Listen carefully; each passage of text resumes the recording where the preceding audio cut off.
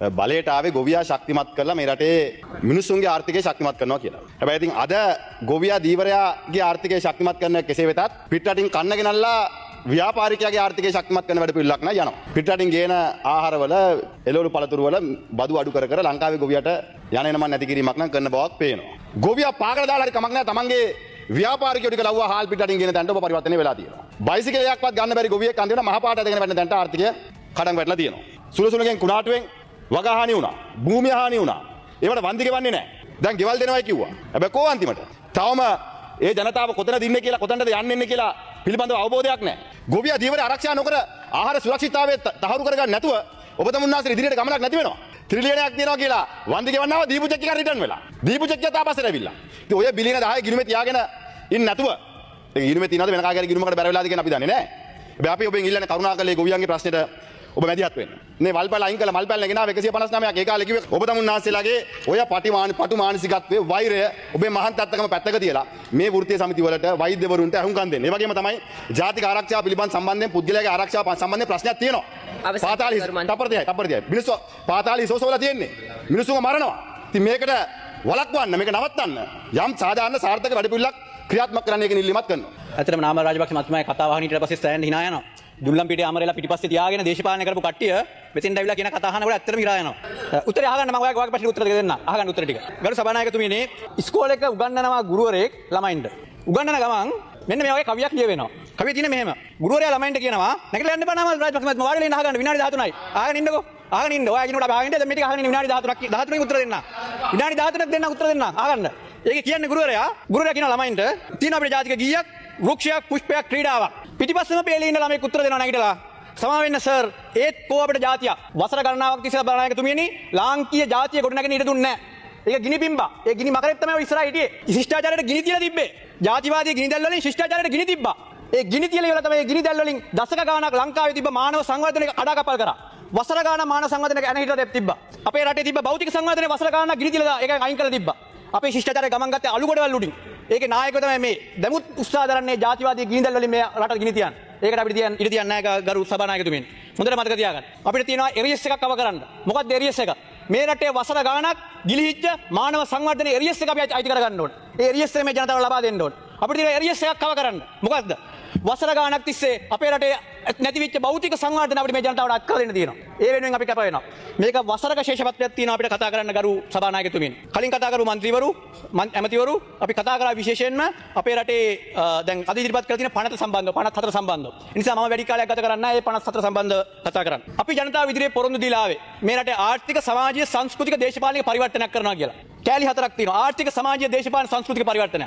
මේකේ දේශපාලන පරිවර්තනය වසරක් යනකොට ශේෂපත්‍රය තුල අපි ඉටු කරලා තියෙනවා බිම ආයේ පැලවෙන්න බැරි ආකාරයට. උඩ ඉඳලාම ජනාධිපතිගේ ඉඳලා තිබෙන වරප්‍රසාද අඩු කරලා තියෙනවා. ඊළඟ ගත්තොත් මැති ඇමතිවරු ගත්තොත් එහෙම තියෙන ඩීසල් වාහන නිල නිවාස සියල්ල අඩු කර වැටුප් සියල්ල අඩු කරලා අපි ඒ කියපු දේවල් ඉටු කරලා තියෙනවා. ඊයේ සම්මත වෙච්ච පනතත් එක්ක අපි දීපු පොරොන්දු මන්ත්‍රීවරුන්ගේ විශ්‍රාම වැඩපත් අවසි කරලා තියෙනවා. වසරක ශේෂපත්‍රයක් තුල දේශපාලන සංස්කෘතියේ පරිවර්තනය අපි කරලා පෙන්නලා තියෙනවා. ඒ වගේම දූෂණය අද කතා කරන්නේ අපි කියපු ඒවායින් කරන්න බැරි එකක් තමයි ඔය නැගිටලා කතා කරන්නේ. කරන්න පරක්කු වෙච්ච එක. අපි අත දාන්නේ නැහැ ඒවට. ඒවා ස්වාධීන ආයතන.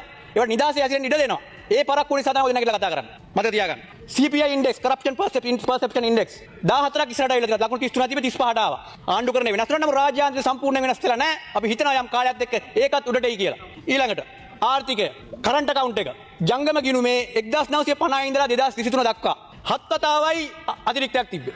1950 ඩොලර් මිලියන 28ක් තිබ්බා 52 ඩොලර් මිලියන 14ක් තිබ්බා 54 55 56 65 1977 ඔච්චරයි 7 වතාවේ තිබ්බ අතිරික්තයක් 23 24 ආනයන සීමා කරලා තිබ්බ නිසා යම් සාක් අතිරික්තයක් ආවා. හැබැයි 2035 අවුරුද්ද අපි ඉවර කරනවා ඩොලර් මිලියන 1733ක අතිරික්තයක් එක්ක ජංගම ගිණුම. තේ කඩයක්වත් කරන්න බැරි ජාතික ජන බලවේගයේ රටක් කරලා පෙන්නපු හැටියේ. ඒ වගේම කොහොමද මේක අපි ගත්තේ? මේ සාර්ථකත්වය ගත්තේ කොහොමද අපි? අපිට තිබ්බා හැම වෙලේම පෞද්ගලික ආණ්ඩුවක් පෙළුණ අපේ රටේ තිබ්බ විදේශ ඩොලර් ප්‍රමාණය හිගයක් නිසා. කරුණු හතරක් තියෙනවා. අපේ රටේ ශ්‍රමිකයා පිටරට ගිහලා වැඩ කරලා රටට එවන ඩොලර් ප්‍රමාණය ඩොලර් බිලියන 8.1 ගිය අවුරුද්දේ ඉතිහාසයේ වැඩිම. රෝහිත අබේකරන මන්ත්‍රීතුමා ඉන්නවා නම් ඔය නගින වීල් එකේ කරන්න මතක් කරලා දෙන්න ඒක. බහිනවට පොහොට්ටු වෙනවනම් මතක් කරලා දෙන්න ඩොලර් බිලියන 8.1 ඉතිහාසයේ වැඩිම ගත්ත ජාතික ජන බලවේගයේ ආණ්ඩුව. ඊළඟට අපේ රටේ නිෂ්පාදන හා සේවා වලින් පිටරට යවලා එන ඩොලර් ප්‍රමාණය ඩොලර් බිලියන 17.2යි 1යි 24ට සාපේක්ෂව 5.6ක වර්ධනයක් ඉතිහාසයේ වැඩිම වීල් එකට නගින්න මතක් කරලා දෙන්න ඒක. භාණ්ඩ හා සේවා අපනයනෙන් ලැබූ ආදායම භාණ්ඩ අපනයනෙන් විතරක් ඩොලර් බිලියන 13.76යි 3.65 ඉතිරි සේවා අපනයන. ඉතිහාසයේ වැඩිම තේ කඩයක්වත් කරන්න බැරි ජාතික ජනබලවේගය කරලා පෙන්නලා තියෙනවා රටක් හදන හැටි. ඊළඟට FDI foreign direct investment dollar මිලියන 1057යි වැඩිම. ඊළඟට සංචාරක කර්මාන්තය කලිමුත් කිව්වා 2018 තමයි ඉතිහාසයේ වැඩිම ආවේ 2.3 මිලියන්. මේ පාර අපි වැඩි කරලා තියෙනවා. ආදායම 3.2 ඩොලර් බිලියන් ඉතිහාසයේ වැඩිම. දැන් අපි සංසන්දනය කරත් අපි තිබ්බ රෙකෝඩ් එක අපි කඩ කඩ යනවා. විදේශ ප්‍රේෂණ ගත්තොත් එහම 2025 අපි තිබ්බ රෙකෝඩ් එක ජනවාරි මාසේ මිලියන 573යි 26 ජනවාරි වෙනකොට 751යි. සංචාරකය ගත්තොත් 25 ජනවාරි 2,56,708යි 26 වෙනකොට 2,77,327යි.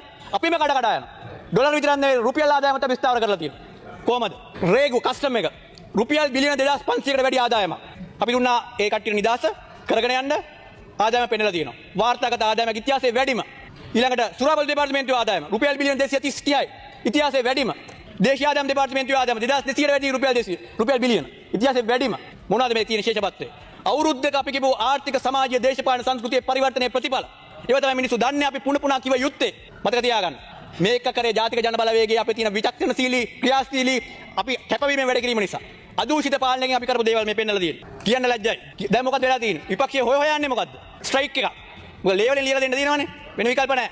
ස්ට්‍රයික් එකක් කොහෙද එන්න යනවා. එතන තමයි දේශපාලන තියෙන්නේ ඒගොල්ලන්. ඒ නිසා අපි කියනවා මේ ආකාරයෙන් නම් මේ දේශපාලන යන්නේ වැඩි කල් යන්න හම්බෙන්නේ නැහැ. අපි වැඩි කරලා තියෙන රාජ්‍ය සේවකයන් වැටුප් රුපියල් බිලියන 110ක් වෙන් කරලා 2024 අවුරුද්දේ රාජ්‍ය සේවකයන් වැඩිවීම වෙනුවෙන් 2025 අවුරුද්දේ වෙන් කරලා තවත් රුපියල් බිලියන 110ක්. ඒ වගේම තවත් රුපියල් බිලියන 110ක් වෙන් කරනවා ලබන අවුරුද්දේත් රාජ්‍ය සේවකයන්ගේ වැටුප් වැඩිවීම වෙනුවෙන්. අපි දන්නා ගුරු වෘත්තිය කොතරම් තිබ්බේ කියලා. ගුරු වෘත්තිය තිබ්බේ ගොඩක් යට දැනක. ලැබුණේ වැටුප් සීමා සහිතව. ලොකු ප්‍රශ්න ගොඩක් තිබ්බා. හැබැයි අද වෙනකොට ගුරු වෘත්තියකට ලැබෙන විශාල වැටුපක් උන්ට අභිමාණයෙන් යුතුව තමන්ගේ වෘත්තිය කරන්න පුළුවන්. අපි හිල්ලා සිටිනවා. උගන්නපල්ලා. ආයේ මේ වගේ විපක්ෂයක් ඇති නොවෙන්න. දරුවන්ට අකුරු කියලා දීපල්ලා. මේ වගේ ජනතා නියෝජිතය ආයේ පාර්ලිමේන්තුවේ නොෙන්න. වගකීම. මේ ආකාරයෙන් අපි රට හදන්න ඕනේ ගරු සභානායකතුමනි. මේ ආකාරයෙන් අපි කියපු හැම කරුණක්ම එකින් එක පැහැදිලිව පෙන්නුම් කරලා තියෙනවා. ආර්ථික සමාජීය දේශපාලන සංස්කෘතියේ පරිවර්තනය අපි සෑම විටම එකින් එක කරුණු සහිතව පෙන්නුම් කරලා දීලා තියෙනවා. ඒ නිසා අපිට මේක වැටෙනවා කියලා අර කාගේද මොකද වැටෙනවා වගේ බලන් ඉල හරියන්නේ නැහැ. මේ බලය ගන්න නම් මීට වඩා හොඳ වෙන්න ඕනේ. අපි පෙන්නපු ඉලක්කම් වලට වඩා වැඩි ඉලක්කම් වලට යන්න ඕනේ. ආර්ථික වර්ධන වේගය පළවෙනි කාර්තුවේ 4.7යි 8යි, දෙවෙනි කාර්තුවේ 4.9යි, තුන්වෙනි කාර්තුවේ පාරයි 5.4යි. විදේශ සංචිත ණය ගෙවුවා ඩොලර් බිලියන 3.9ක්. වාහන ආනයනය කරන්න දුන්නා ඩොලර් බිලියන 1.9ක්. ඒ තියෙද්දි විදේශ සංචිත අපි තියාගත්තා ඩොලර් බිලියන 6.8ක. රුපියලේ අගේ ස්ථාවර තියන් ඉන්න 310ට අඩුවෙක්. මොකද්ද මේ? ආර්ථික කළමනාකාරීත්වය. මේක තමයි ජනතාව බලාපොරොත්තු වෙන්නේ. මේක තමයි අපේ රටේ බහුතරයක් ජනතාව බලාපොරොත්තු වෙන්නේ. ඒ දේ වසරක් යනකොට අපි කරලා පෙන්නලා තියෙනවා. ඒ නිසා අවසාන වශයෙන් මම කියන්නේ මේ ආණ්ඩුව වැටෙන ආණ්ඩුවක් නෙවෙයි. මේට වඩා මේ ආණ්ඩුව වටන්න මීට වඩා විචක්ෂණශීලීව අපි පෙන්නපු ආර්ථික දේශපාලන සංස්කෘති පරිවර්තනයේ එහා ගිය පරිවර්තනයක් ඔයගොල්ලෝ පෙන්වන්න ජනතාව ඉදිරියේ. එහෙම නැතුව ලේවලින් ලියා දීදී මේ විදිහේ කතා කර කර නම් මේ ආණ්ඩුව